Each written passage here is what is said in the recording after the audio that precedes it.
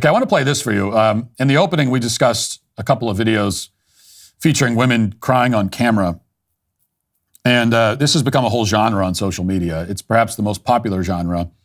And while I did feel sympathy for the women in the videos that we opened with, there's one more that went viral this week that I kind of wanted to put in a separate category and talk about separately. And this is one that does not cause me to feel very much sympathy or any sympathy at all, in the slightest, actually. This is a woman who says in the caption that she's a single mom and she has to bake her own birthday cake for herself because it's her birthday and no one is there to celebrate.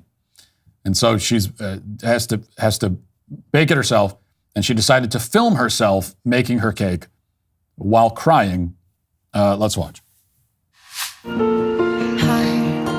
beats fast, colors and promises. How to be brave? How can I love when I'm afraid to fall? Watching you stand alone, all of my doubt suddenly goes away somehow. Okay. There's just something funny about the sight of somebody crying while making cupcakes. It's just, there's something it's not very congruous. There's something odd about the sight. Okay, first of all, and look, if you're just gonna make cupcakes from a prepackaged mix, then you might as well go out and buy already made cupcakes at the store. Like, if making cupcakes is a sorrowful activity for you, then just go buy them. If you're so traumatized by throwing some mix into a bowl and an egg or whatever and stirring it, then go buy some cake for yourself, or just don't have cake at all. You know, I went through several birthdays when I lived alone, and I didn't make myself a cake. I didn't go out and buy one either. You're an adult. Like, what are you doing? You don't need to have a cake on your birthday.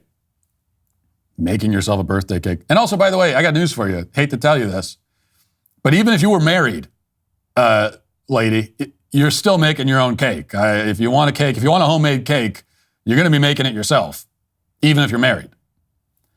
So anyway, just go buy it if you want, and don't tell me that you can't afford to buy a homemade or a store-bought cupcakes or a cake, because we can all see your kitchen.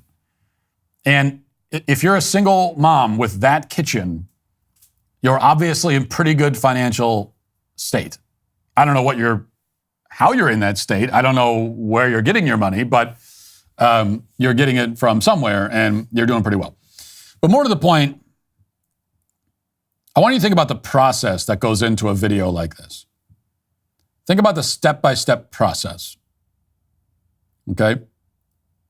If you're a fly on the wall, and there are no flies in that spotless, beautiful kitchen, but if you were, what would you see? Well, first she cleans her kitchen so that it will look nice on camera. So it's all very premeditated. There's a premeditated, I got to back it up. Because first the idea sparks. She has an idea where she wants a video of herself crying while making a cake. This is a content idea that she came up with. And she wants to do this on her birthday. Maybe she's had this idea for months. She had this, this would be a great video on my birthday. Me crying and making cupcakes. This is good content. So she comes up with the idea. Then she goes and cleans her kitchen. Sets up her phone on a tripod. Sets up all the baking supplies. Presses record. Conjures up the tears to cry on camera. Stops the video. Watches it back. Edits it. Puts sad music in the background. And then posts it. And here I'm actually doing her a favor, because I'm just going to assume that she didn't do multiple takes. I'm assuming that she didn't watch it back and think that she wasn't crying visibly enough, or want another crack at it and then do it again and again and again. I'm assuming that. Probably not a safe assumption, by the way. In either case, this kind of behavior, it is truly sick. It really is.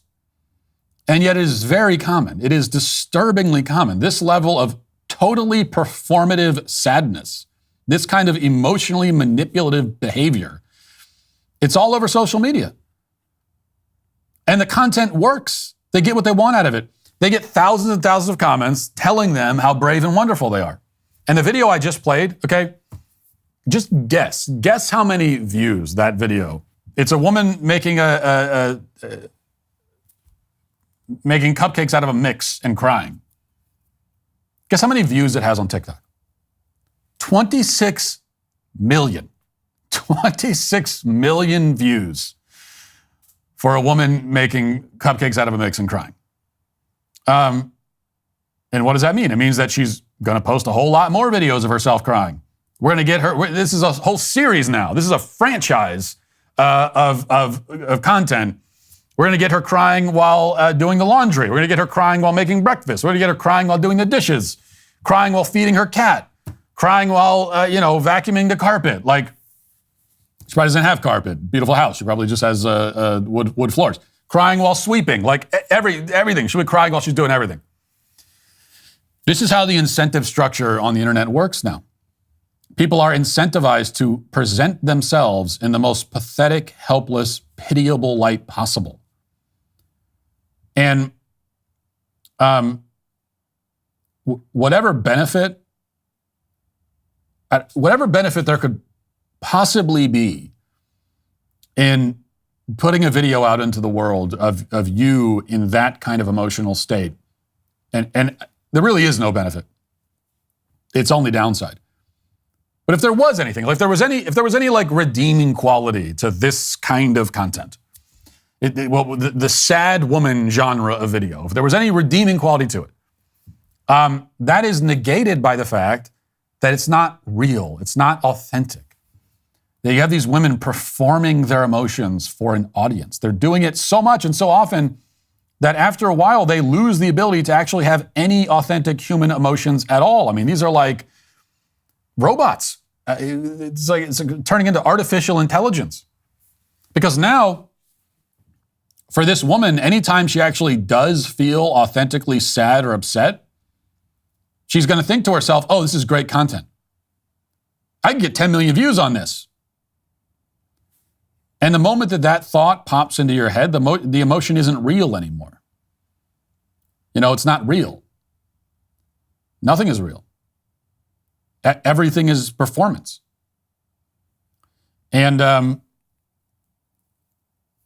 that's a real sort of danger for everybody on social media now, that you no longer live any kind, like you don't have a real existence anymore. You barely exist as a real person. Everything is just so fake. Everything is harvested for content. It's so unbelievably unhealthy. It's unhealthy in ways that we can't even understand right now. It's like this is messing with people on a level that is truly unprecedented. There's never been anything quite like this in the history of the world, so we don't really, what does this look like? Like, what is this person 50 years from now? What kind of person is this that has lived this way for half a century?